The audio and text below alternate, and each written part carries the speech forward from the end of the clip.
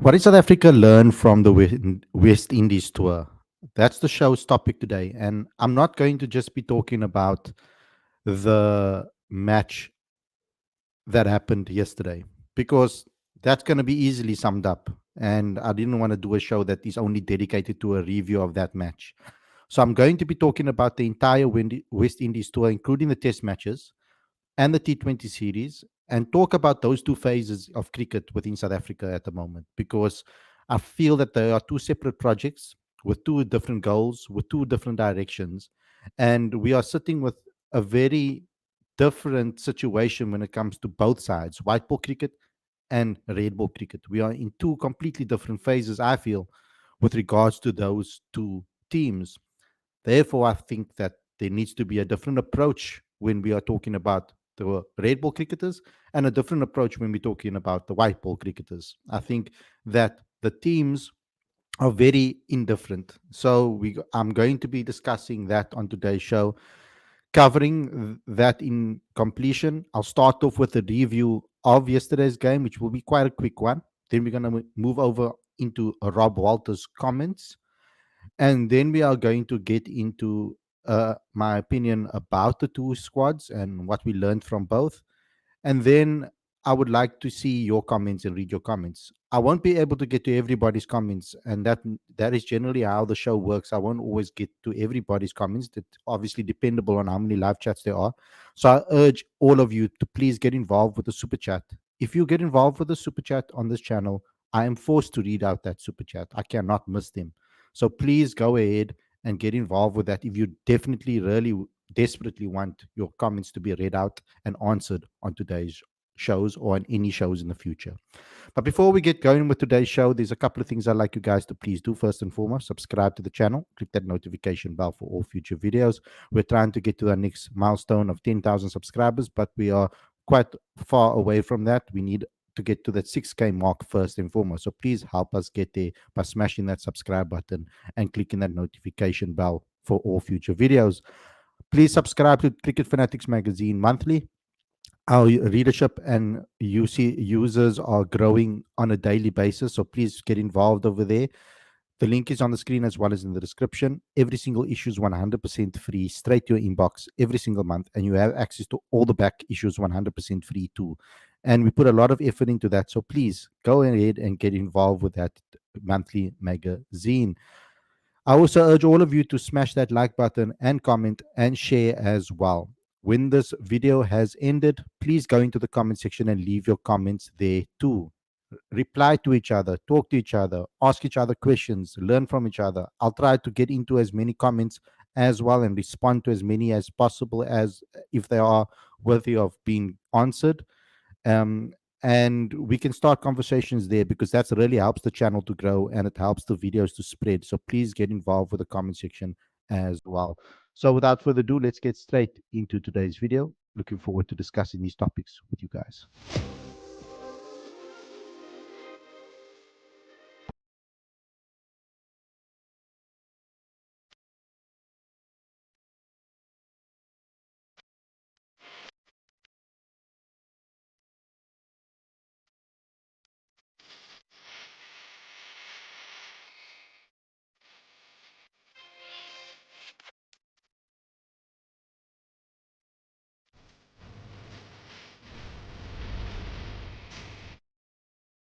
Good evening, everybody, and welcome to Cricket Fanatics Magazine. This is your live show. I'm your host, Khalid, and this is the show where we're going to be talking about the West Indies tour.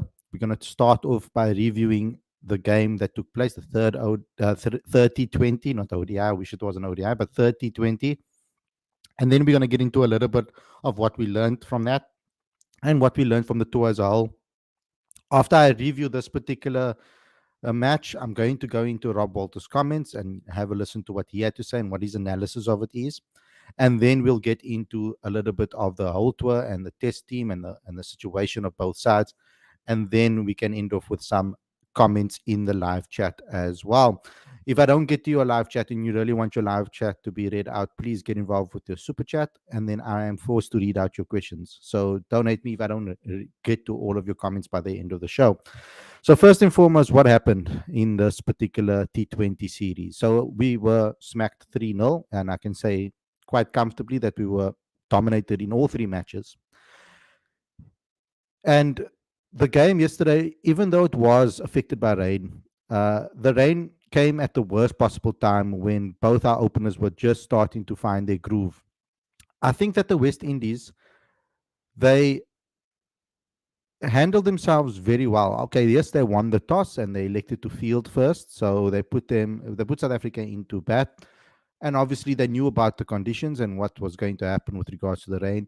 But I feel that they utilized the conditions to their benefit the best, particularly with the ball.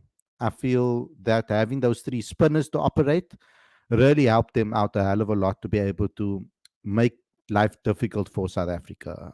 Hussein bowled well, 1 wicket for 11, economy of 3.66.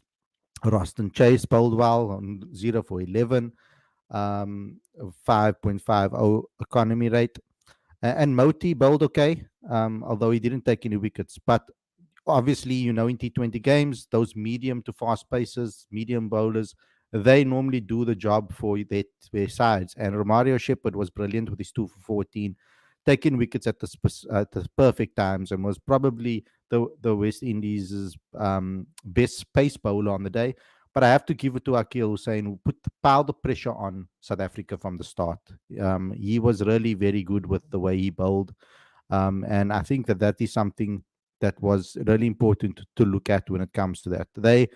South Africa just got themselves in, and then was starting to go, like even Rizal, because he was batting quite slowly, but he just hit the boundary, and then the rain came back and it interrupted the entire match and reduced the overs to a 13 over game as well on top of that. So it wasn't something that South Africa would be.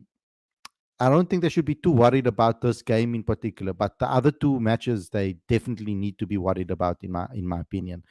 The only terrible thing about this was, and the only thing that was I was disappointed by, is the fact that we didn't get a full match to be able to see our debutant Jason Smith in action, and also never got to see really Vian Mulder on this tour in action. And that's why I stressed at the beginning of the series that I would want to see both of them play in throughout this series, because what's the point of picking two new guys and putting them in the squad if they're not going to see majority of the games? And when you're looking forward and you're trying to find certain positions that you're trying to strengthen, I feel that that should be South Africa's mentality in all T20 games that they play now before the next World Cup. It's about giving as much time as possible to the guys that are going to fill those missing positions in South Africa's side. It would be brilliant if we had a player per position as backup. So guys knocking on the door for every single position in South Africa's side. When it comes to the bowlers, I feel that we are okay when it comes to the depth in bowling in T20 cricket. I think we are perfectly sorted out there. I think Kwena Mapaka is a good prospect for the future. We already have two players that are prospects for the future within South Africa's first squad, or first 11 draft, you could say. In that first 13 players that you're looking at, there are already two young pacers involved with Marco Jansen and Gerald Coetzee. Then you've got the likes of Otniel Bartman, who has really cemented his place in the T20 side, obviously based on his performances in the World Cup as well. Andre Berger had a terrible first game. Didn't see more game time in this match. Giving him one match, I think, is fair because he came off a test series as well. So I think it was fair to give him one game. Lazard Williams has been knocking on the door for quite some time. He's been in and around the squad for some time, but not always getting that first spot in the seamers department. But he's one of the guys that is knocking on the door as well. So I feel that in that, to join KG, to join Anrich, to join Marco, to join Gerald, you've got, and Otniel, you've got enough guys. And then you still got Lunking Giri, who needs to get himself fit. back in get back himself into his best fitness and his utmost fitness levels, so that he can start competing again for a spot. So I think in the bowling department we are okay. I have a problem with South Africa finding that batting all rounder, and that's why I'm a bit upset that Jason Smith didn't get more game time without the series. I think Patrick Kruger did himself um, did himself uh, he only did a good job in this particular series. I think he's shown enough as a potential batting all rounder for South Africa. I wanted to see Jason Smith and Vian Mulder also operate, so that we can maybe look at one of them as well as potential starters in the squad in the future. So I'm hoping that all of those players will get more chances, because the number seven spot is a spot of bother for South Africa. I would like to see Marco Jansen in that eight position and then have a batting all rounder at seven, me personally. We need a number six, a backup for David Miller, a backup for Henrik Klaassen, so a 5 and 6, a guy that can cover both positions. And I thought that Donovan Ferreira, the way he started his career, I felt that he was most likely going to be that guy, because that he's in his late 20s, and he came onto the scene quite hot. So I thought automatically that, he's going to be a guy that's going to have maybe a similar trajectory like Rassie van der Dussen did towards the latter stages of Rassie's career. But he hasn't performed well after that start. He's actually declined in his performances, and particularly when he plays for South Africa, hasn't always done well for South Africa. And you need to perform for South Africa. That's very important. If you want to obviously keep your spot, you need to show the goods to the coach.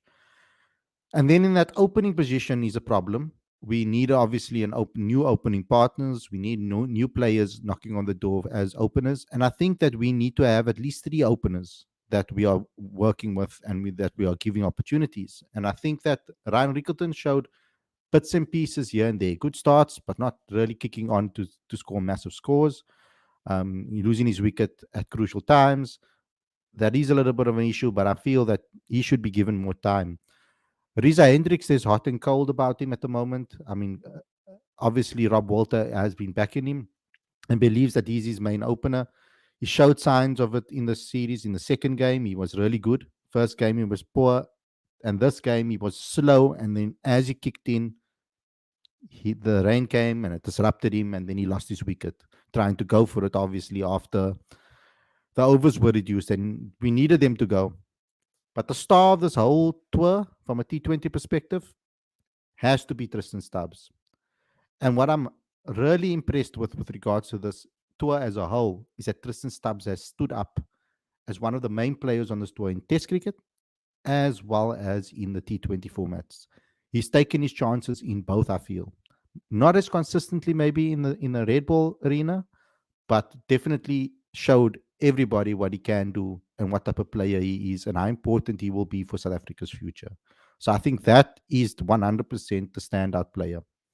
In the spinning department, Bjorn Fortuin showed that when you know that Bjorn Fortuin is at his best, I feel, when South Africa is bowling a second. When there's a total on the board and he's trying to defend a total, and the team needs to score runs and it's a big total, that's when Bjorn Fortuin is at his best. I feel that when the pressure is on and he knows that people are going to go after him, he does a great job in that role. But when you're asking him to be your strike spin bowler, I don't think that is his best attribute.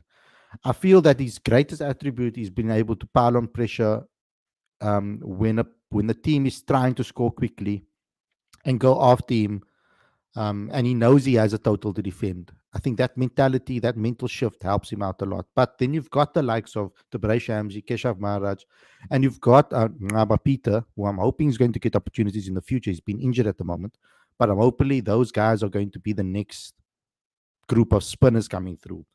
So ultimately, that is what my summary is of that match and what my thoughts are about the T20 series. But my views are not the only ones that are important, of course. I think that mine is not as important as listening to what the coach has to say. So I'm going to bring up the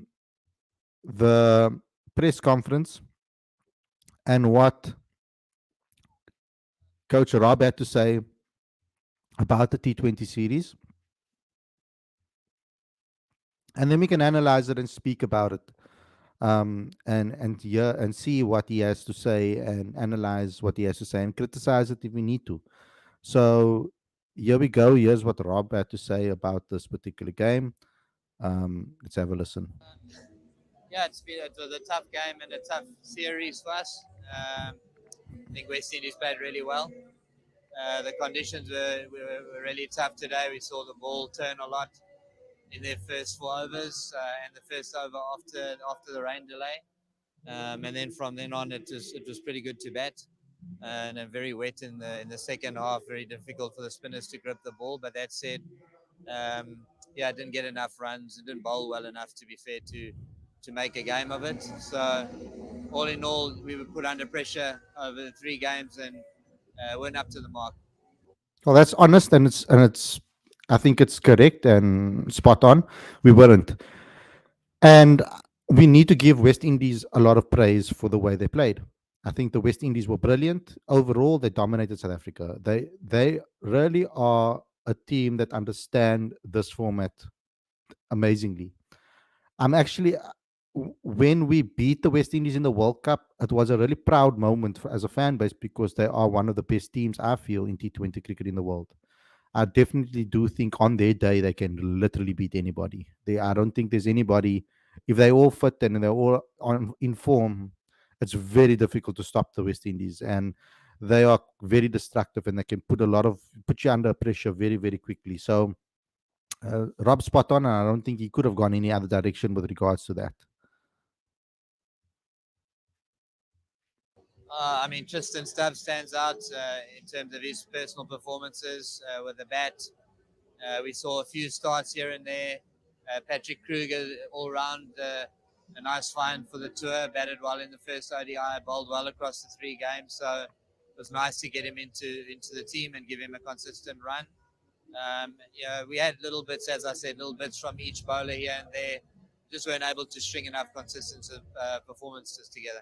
Yeah, that's true, and I'm glad to hear that have the same sentiments over here. Myself and the coach, I agree with him. I mean, that's exactly what I said. Or maybe I have to agree with him because that's exactly what I said about Stubbs, for example, and Kruger as standout performers in this tour. So um, at least there are some positives that we are taking out of this. It's not all negative.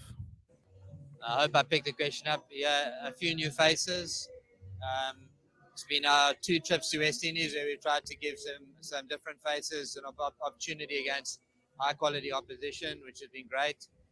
Quentin Mapaka, coming into the series, bowling very well in different periods as a young cricketer. It's been a great experience for him, invaluable really, as it will be for the other new faces in our team.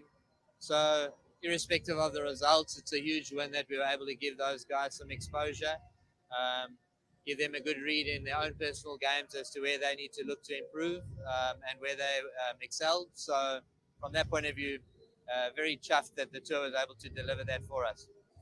Yeah, true. It is important that the tour was delivering something like that and new faces, etc. Kwena Mapaka, let me just get onto that quickly. There is a exclusive interview, or not an exclusive interview, it's not our interview. It is an interview that was done by CSA on the channel that we uploaded that you guys can go listen to get a little bit more of an understanding of his personality and all of those type of things, etc. There's more than one video, I think, that does that, but this one is obviously important regards to this particular tour. So go and listen to that over there as well. My view on Kwena Mapaka is that we need to be patient as a fan base. I was quite shocked to see on social media and on YouTube comments that I saw earlier today, people having a go at Kwena Mapaka saying that he's wasteful or he's not a good bowler. I think that's a bit harsh for coming at a youngster like that. There is no reason why we need to fast track Kwena Mapaka into the national side. What do I mean by that? I'm not saying that he shouldn't be getting opportunities at the international level. I think they should put an asterisk next to his name and say this guy is going to be the future of South African cricket's bowling attack and all formats of the game, and we're going to ease him into the squad because we already have guys that are world class in the bowling department. There's no need for us to fast track Kwena Mapaka into international cricket. Allow him to grow, allow him to learn his game, allow him to play domestic cricket, allow him to get those experiences under his belt.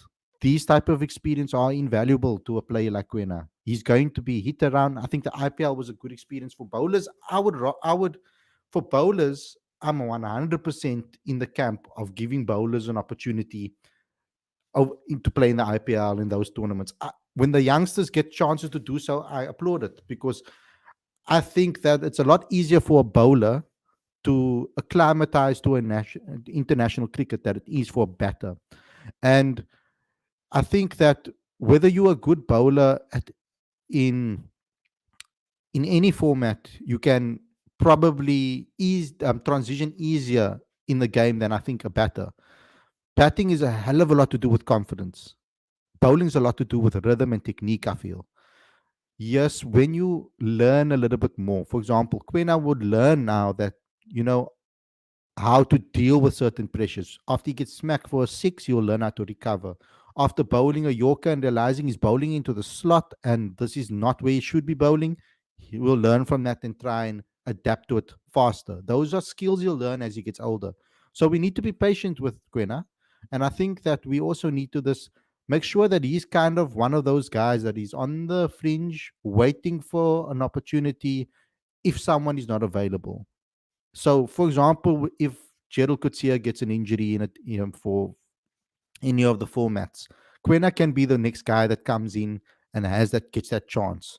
Perhaps one of the guys, but we already have that depth in the bowling attack to be able to uh, give other guys opportunities. But I think in these bilaterals should be the time that Quena Mapaka should learn, and we should be supportive of him, and we should be able to allow him the time to grow and settle in, learning about international cricket.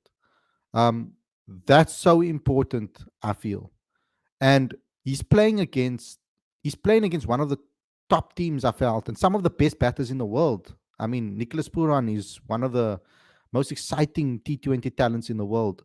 So it is an amazing experience because now you'll learn about these players and then how to size them up and how to vary his length, his pace, um, add some variations to his game as he grows. So that's how we should be operating over here. I think that's how we should be talking about Gwena, not as a person to directly come in. And I know people are going to automatically compare this to Kagiso Rabada. It's completely two different eras when it comes to what the team needed. South Africa needed a fast young bowler in that time when KG came through.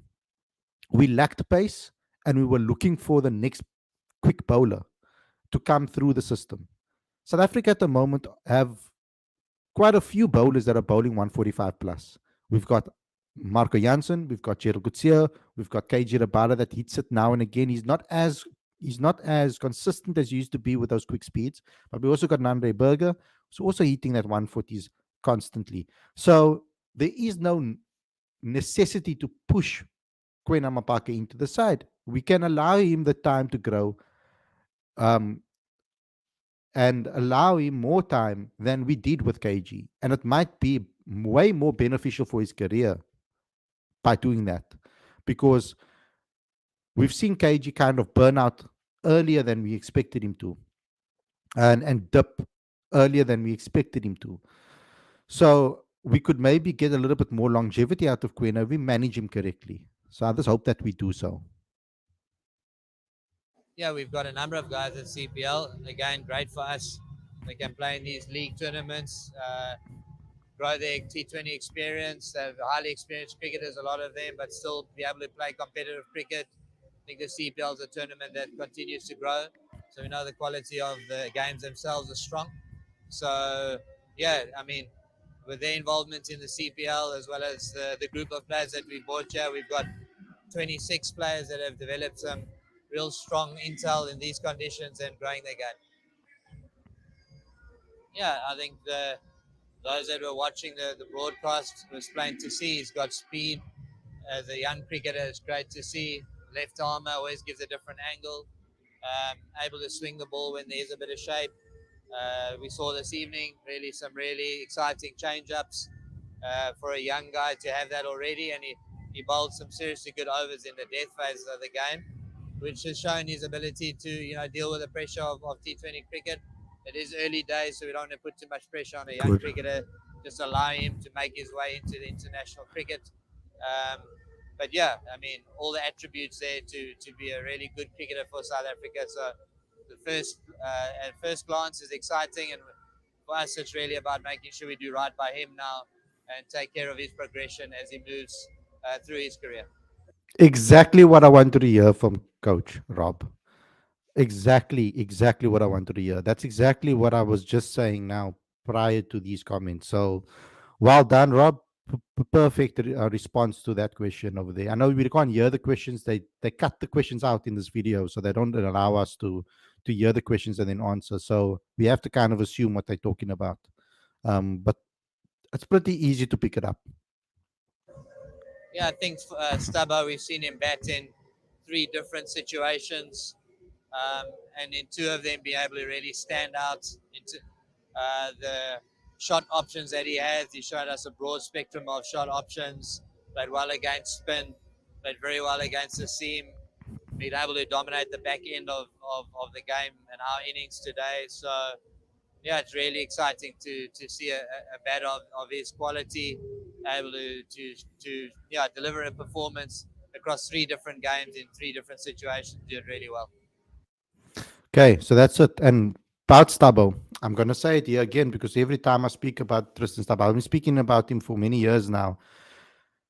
And a lot of people automatically want to compare him or throw in Dewald Brevis into this mix when we talk about Tristan.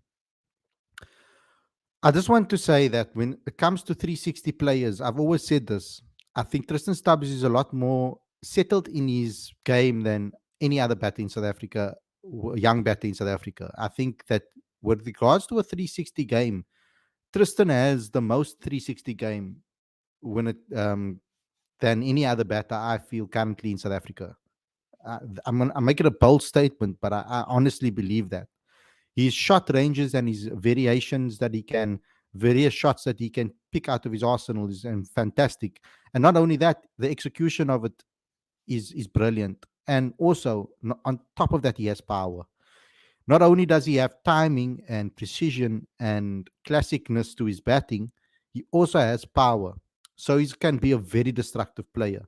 And we also need to make sure that we give him the right guidance, make sure that we find ways to keep his confidence up, all of those type of things. And particularly as well in red ball cricket. That's where he's going to need the most amount of support, and he's going to need the coach's arm around him to give him that guidance and improve his abilities to be able to read conditions, etc., etc. So with Tristan, I'm very happy, and I feel that he's that future number 4 for South Africa in ODIs, in T20s, and number 3, obviously, in Test cricket. He could possibly even be a number 4 in Test cricket and give our captain, a little bit more responsibility by batting him at 3. But other than that, I feel that we are on the right path with Tristan. So that's my thoughts about the T20s and the tour regarding the T20 setup. Let me move on to the West Indies tour and the Test series as a whole. We do have review shows about this, and we go in quite in depth in that. So please go watch that. Go give us some support on those review shows. We put a lot of effort into them to get the analysis as good as possible and as friendly as possible for you guys. When we look at the Red Ball tour, I think that job done with regards to giving guys time in the middle and exposure and more experience. We don't get enough Test cricket to be able to give players an abundance of opportunities. So I like the fact that Tristan took his chance.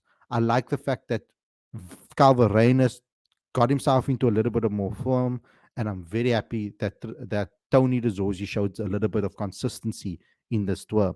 So those guys were the guys that really stood out to me, that I really thought, okay, they're starting to get that, show themselves as more consistent cricketers. These series coming up now against Sri Lanka and Pakistan are going to be so important for the test team's development. And we have to look at it like that as well, I feel, because I don't think that these guys had enough time since they came and got their debut, and since they got themselves back reselected for the side, they haven't really gotten many opportunities. We know that the SA20 disrupted the New Zealand tour, which would have been amazing experience for the likes of Tristan, for the likes of Ryan Rickelton, Cal Verreynne, and Tony De Zorzi as well. Because Tony is still relatively new in this team. So I think that things are starting to come together nicely. I like the vibe in the team, the way the guys are with each other as well. We know about the Western Province connection in that team is also quite strong with David Bedingham, Tony De Zorzi, Carl Verreynne. They're good friends. Andre Berger. They're all quite good friends off the field. So that will obviously create a much better culture within the side because they all know each other. And Aiden gets along with basically everybody. I don't know a cricketer that doesn't respect Aiden Markram. Temba Bavuma is also very well respected as well. He might not be the guy that's going to bring youth into the team or be with all the youngsters when they do have their little youthful moments, but he is still well respected within the squad. And KG, obviously, he's at the age that he's not actually that old, so he gets along with everybody else as well. With all the younger guys, he has the personality for that. So I think the blend is coming really nicely in this team and the team chemistry. So I would have liked to see a little bit more from Bavuma on this tour. As the captain, he should have led the runs in this particular tour. Wasn't really impressed with all of his. He had one good performance, but he could have been better on this tour. Um, and Ryan Rickelton needs to start taking his chances now. He's been given chances in international cricket now, and it's now time for him to get to prove that he deserves those chances in this format. So in all the formats that he gets selected in. So overall, Windies tour, I think it was a great opportunity, learning curve, and learning process for South Africa. And we need to take positives more than negatives out of this West Indies tour. I think that should be the highlight of of this particular video, is that we need to take the positives more than the negatives. I think that the negatives are less important than in this tour than the positives were. I think the positives are a lot stronger. I think there were a lot of more to build. There's a lot more to build with regarding the positives than there is regarding the negative stuff. Because, for example, in the test arena, the negative things are things that can be fixed, and we know that those I trust those players to fix it. Risa Hendricks, Timba Bavuma, those type of stuff can change within a blink of an eye. Whereas the other things take longer to fix, giving people time, giving people experiences. All of that takes time, but all of those chances that were given have been taken, I feel. So I'm glad with the West Indies tour as a whole. I think entertaining cricket was played in both formats. So overall, if I had to rate this tour, it's about a 3.5, 3.5 out of 5 for me. This tour wasn't perfect, but there were quite a lot of positives on this tour. So let me get into the live chat. I won't be able to necessarily go to all of your guys' stuff. So I apologize from the start if I'm going to skip anything. When I came in, I saw a couple of good comments here from King James, so I'm going to just read them out. I can already tell that the Riza haters will be out in full force in the chat. King James says good, Stubbs plus Kruger. King James says as well bad, Rickelton, Riza, Markram, Rassi, and Ferreira.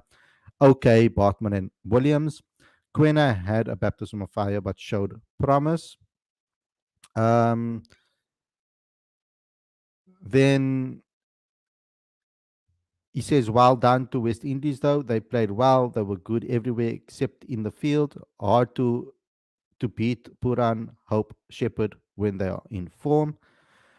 Kelly says, absolutely, and fair play to them. Nobody should have expected the world when we were resting about 6 to 7 players. Not disappointed in the experienced guys. I'm disappointed in the inexperienced guys. Sorry, I'm disappointed in the experienced one. 100%. I think Don's game needs work. Feel bad being too hard on him. Riggs has now easily has no easily identifiable flaws. He just doesn't get on with it. Surely has to come right. Um, Stubbs was a class above the rest of them. 100%, I agree. Sabir Khan says ODIs against Afghanistan. Next, we haven't had any team news on that, so I haven't spoken about it. Sam says, Khalid, to be honest, time to move on from players like Rasi, Riza. Last match, Rasi played test, and again, Riza showed his quality by playing test innings, see his score, but he didn't play test innings in the second T20, did he? He played a proper T20 innings in that game. Um, Let me just get on to some of the earlier because the comments are coming in quite fast here, guys. So I just want to try and get into some of this. Wesley Craig says Stubbs really stepped up to the role at number 4. Just need an opening combination and a finisher at the end. Typically a all-rounder, and we need another spinner that needs to come. Fortain not really up there. Um, Kelly says if Stubbs stays there for 20 balls, it's game over anyway.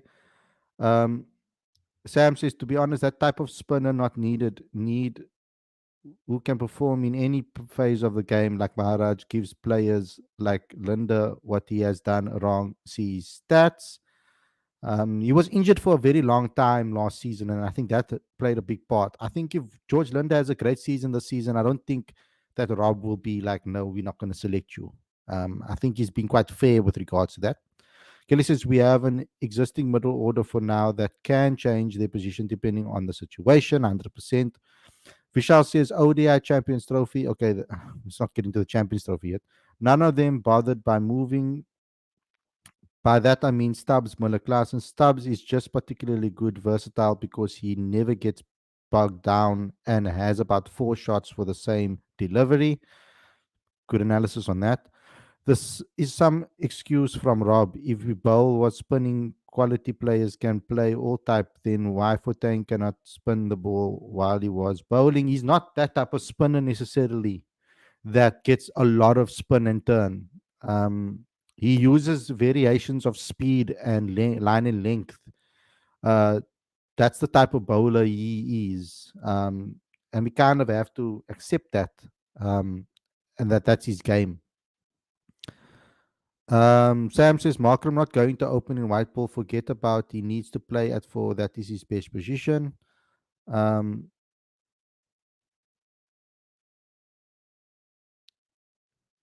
RTV Sports says hit the like button, people. Guys, catch me on RTV Sports tomorrow evening. We're gonna do a Liverpool versus Man United preview, which I'm looking forward to from being new on having a guest appearance on a channel and being having a debut on a channel that is not mine. So I'm excited about being a guest on that channel. But from a talking points perspective, I'm not really that excited because it's clear to see who's on top currently in the Premier League with regards to their form. Dex says we need Kwani in T20 eyes. Sam, I've already asked for Aiden and I haven't gotten a response from about it. Sabir says Britsky deserves a chance. Kelly says Britsky can do a job at 5, unlike Rassi, unfortunately, and I don't mean to power on him with that. Sam says Britsky and Rickleton should be now new opener for SA, particularly in T20s. I think that the two of them should be getting majority of the chances. Like I said, we need to make sure that there's someone pushing Riza and Ryan for their spots in the team.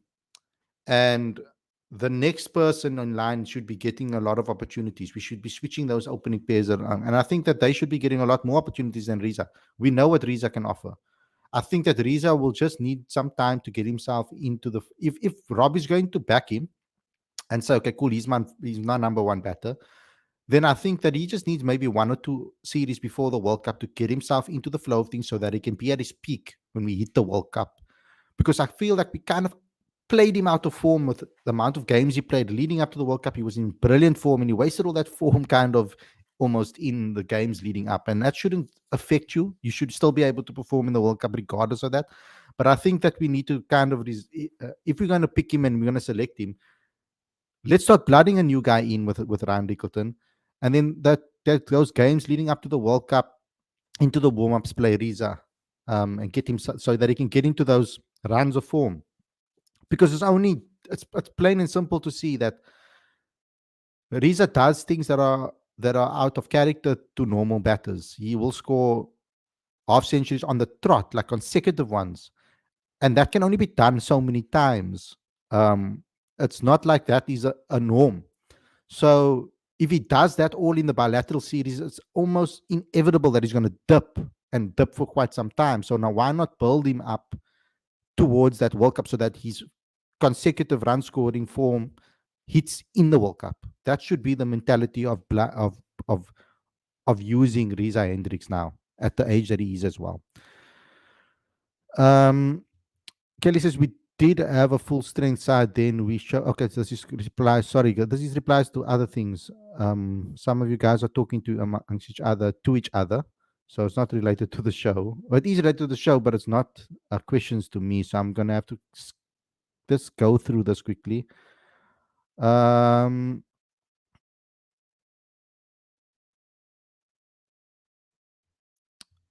Khalid, will CPL players be available for ODIs for Afghanistan and Island series? If not, is poor decision from CSA to let them play league, not for SA. We know that it's not CSA that makes that decision. Um, the players have the choice to do that, and CSA can't really stop those players from making those decisions. Um, Dex says Tristan is in the top 5 most dangerous batters in the world. Let me just go down a little bit to the end of the year. Dr. Dang says, really, really disappointed the way Proteas played in the series. Need more firepower in middle order batting. Same in bowling department too. Yeah, I agree, but we also need to understand that this isn't our best 11. So we are also trying to give people new chances over here. So I think when you are trying new things and giving people opportunities, we are bound to see these type of results. We are not going to necessarily win every single game when we're trying new things. As long as we see those signs there, um, and with Aiden, it's a form thing. He needs to get himself some runs now. But still, this team should have been a lot more competitive, I feel, than they were, because ultimately it was the experienced players that let us down here, guys that are part of the World Cup. So, like Aiden Markram, Riza Hendricks, those guys were the ones that, okay, Riza had one good score, two bad scores. Um, Tristan Stubbs had one good score, obviously, but and then one, and then one bad one, and then one okay one. So Ryan Rickleton had two average scores, three average scores. Um, Patrick Kruger had one good showing. So there's a lot of work to still do with this particular squad. Um, Wesley says, I think we also need to give credit to West Indies. I think we can learn from them in terms of their use of spinners and big hitters in T20. 100%. We didn't really have many spinners available to us, actually, to be honest. I don't think they fully trust Stubbs' bowling and Donovan Ferreira's bowling here, really.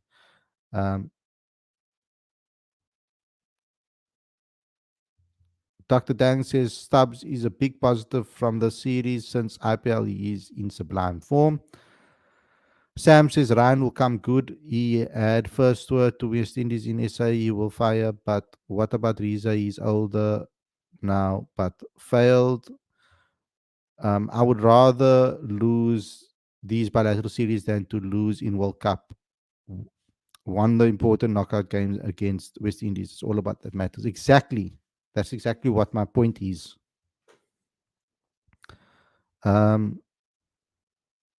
Kelly says if Matt's captaining SAA, he's a great potential option moving forward in the long term. Really rate his tactical brain for such a young player. 100% agree with you. I've had great conversations on this channel with Matthew Bretsky. So go and look at those older videos, guys. There's a lot of interviews on. I've interviewed almost everybody in the game in South African cricket, and all of those interviews aren't necessarily old now. The information given there will give you a lot of insight into the players' mentalities, etc. Even every single issue we've done in the magazine gives you insight into the players. It's evergreen content. It's content that you can watch still now, and it's as relevant now as it was back then. So, guys, go give the older videos some love and share them as well, because there's a lot that was said in those videos that can give you some insight into these players. Like I saw someone asking in our group, who's Jason Smith? We've interviewed Jason Smith plenty of times on this channel. If you guys go into our exclusive videos section, or you just type Jason Smith Cricket Fanatics magazine, or even Jason Smith in the YouTube search engine, or even on Google, our videos will pop up where we've exclusively interviewed Jason, and you'll get to understand the player and get to know how he thinks about the game. Because how they think about the game, how they talk about the game is also very important. Um,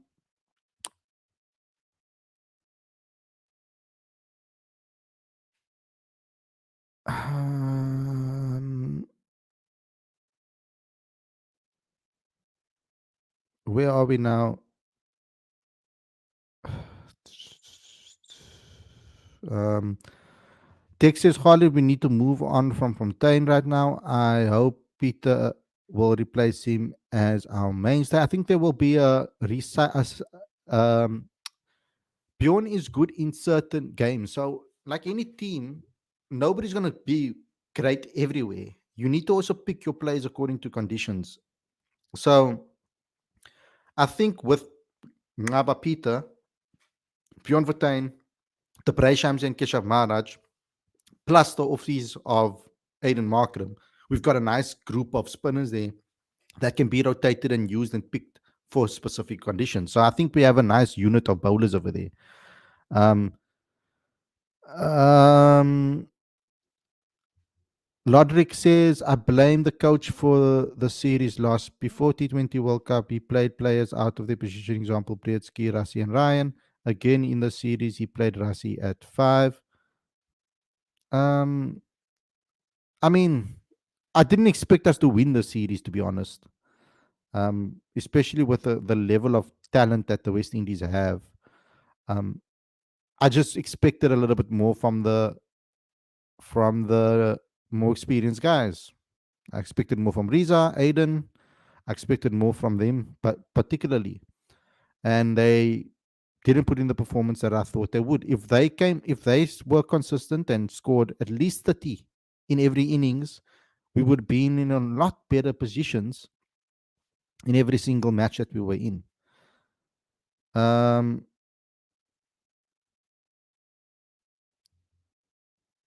Aaron says, "How do you feel Mulder performed?" I think Mulder performed decently in the test matches. I'm not going to lie. Um, I think particularly with the bat, he showed his ability, which was important. But I also think that with the ball, he was quite mature as well. So he's definitely, I think he definitely did a good job to respect the selection. His selection, basically, Coach Shukri the trusted picking him and showed his confidence in the player, and I think he played decently. Actually, I wasn't overly impressed with it. Like I wasn't like, oh my god, we need to pick him every single game now. But I also feel that he did show some good signs, and not only that, he showed progress from the last time we've seen him. So whatever he's doing domestically and whatever he's doing with the coaches that he's working with, it's working. I'm starting to see it in his game. So he needs to continue doing what he's doing. Um,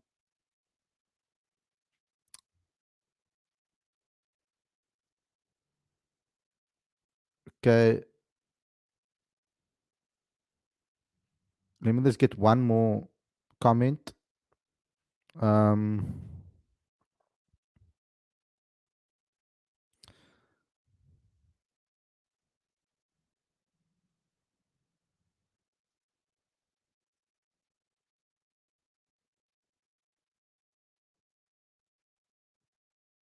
um,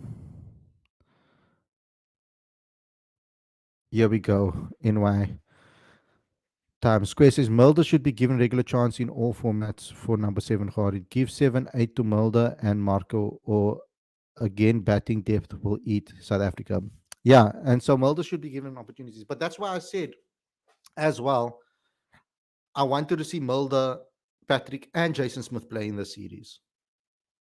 And we didn't get to see that. I was hoping that all of them would have gotten a chance in this particular series.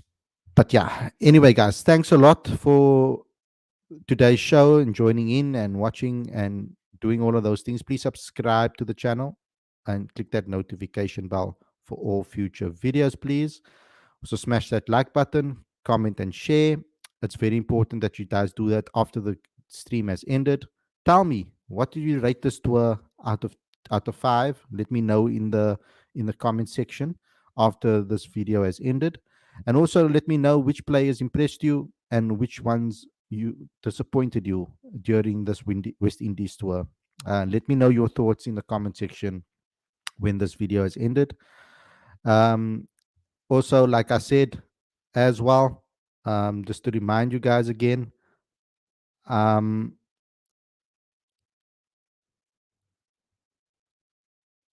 where am I now?